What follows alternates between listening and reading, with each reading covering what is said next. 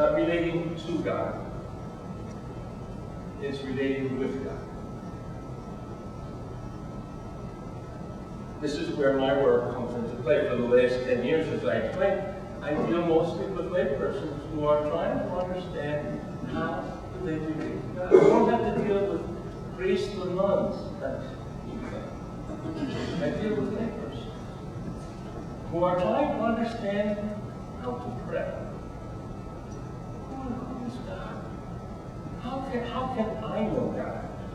You and I, we both know, especially if you grew up in Philadelphia and you're my age or a little bit older. We had so many priests and so many nuns around all the time. And if we wanted prayers said for something, we asked the sisters to pray or the priests to pray. Because many times we didn't know we could pray. And this is what that St. Teresa says in the book, in another book called The Interior Passage, that the really tragic situation of human beings, of persons, is they do not know that they are capable of conversation with no less than God. The people, what makes sometimes our life sad, is that we don't know that we are capable of having a conversation with God. Oh, we know we can say prayers, but can we actually speak to God? Just ourselves, really speak, not to our imagined idea of God, but really speak to God.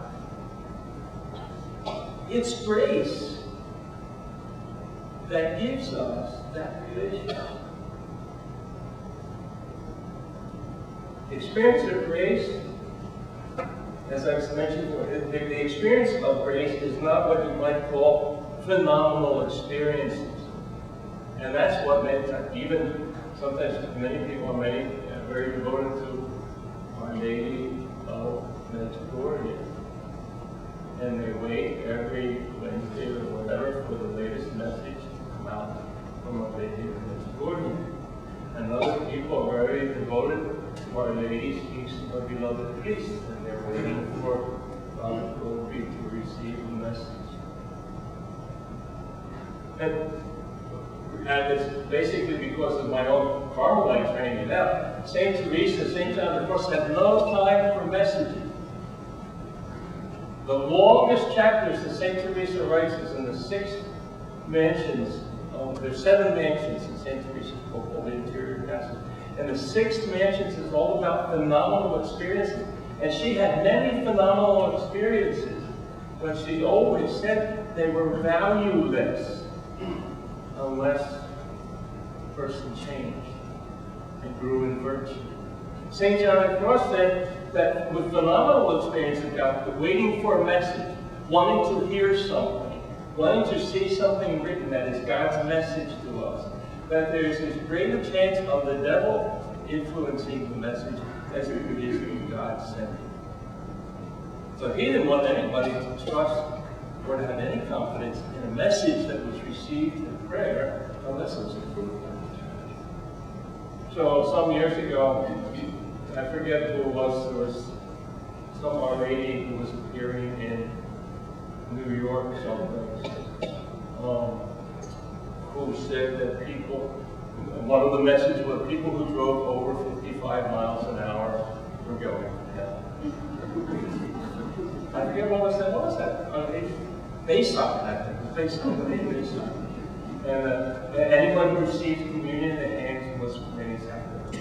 Church said we receive communion. We can. But Our Lady told us, Veronica, Victoria, or whatever. So there are. So I don't want to. When I'm talking about the experience of God, I'm not talking about hearing things or receiving messages. I'm talking about the interior experience. The one that no one can convince you otherwise afterwards that there is no God. The experience that you have that confirms your relationship with God. And that's the word that St. Teresa, St. John of Cross used to talk about the relationship with God. A confirmation in grace. From a certain moment on, and I think it's very much akin to the decision that two people make when they decide to marry. They reach a certain point, not where everything is perfect, but where it's really confirmed for them that this is the person. As a matter of fact, in St. Teresa and St. John of the Cross, when they speak about the development of the relationship, they talk about mystical matrimony.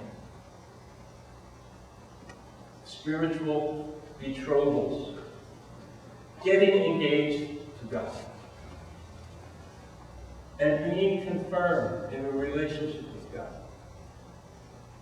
So the grace, again, is not just something given by God in some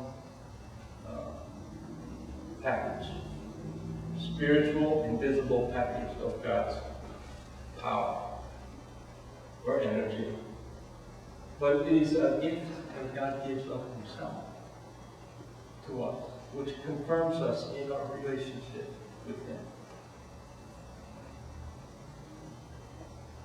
Grace is a transformation that happens in us that is brought about by the love of God that is given to us. Grace communicates divine life. Divine life penetrates who we are and how we are. Mystics understand that it is not only a gift of God being present to us, but it is also an introduction of us into the life of God. Another Carmelite saint, or blessed Elizabeth of the Trinity, who died 100 years ago, exactly, in 1907, she talks about her realization. She died when she was 26. She entered the monastery. She entered the monastery as a piano teacher when she was 21. Died 5 years later.